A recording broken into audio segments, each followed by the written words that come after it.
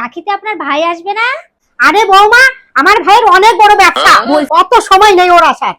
মা, রাখিতে তো আসতেই পারে। এত বড় ব্যবসা ছেড়ে আসাই মুশকিল। তাই মা, আপনার ভাই এত বড় ব্যবসায়ী, তাহলে তো আপনাকে রাখিতে 50,000 টাকা দেবে। এই বছর আসতে পারবে না বলে আগের থেকে আমার অ্যাকাউন্টে 50,000 টাকা পাঠিয়ে দিয়েছে। আরো শোনো বৌমা, এর আগের বছর 1,00,000 টাকা আমার অ্যাকাউন্টে দিয়েছে। তাহলে তো মা আপনার কপালটা খুবই ভালো। আরে আরো তো শোনো, এতেই তুমি ঘাবড়ে যাচ্ছ। তার আগের বছর আমাকে 10,00,000 টাকা আমার অ্যাকাউন্টে দিয়েছে। কই, তুমি তো কোনোদিন বলনি তোমার মামা এত বড় লোক। কেন কেন তুমি যেন তোমার ভাইয়ের কাছ থেকে বেশি করে টাকা নিতে পারো, তার জন্যই বলেছে। আরে মা তো 10 বছর ধরে মামাকে কোনো রাখিই পড়ায় না। কেন? আরে কেন, মামা রাখিতে মাকে 50 টাকা করে দিত। এই 50 টাকা দেওয়া নেওয়া নিয়ে দুজনের মধ্যে গন্ডগোল।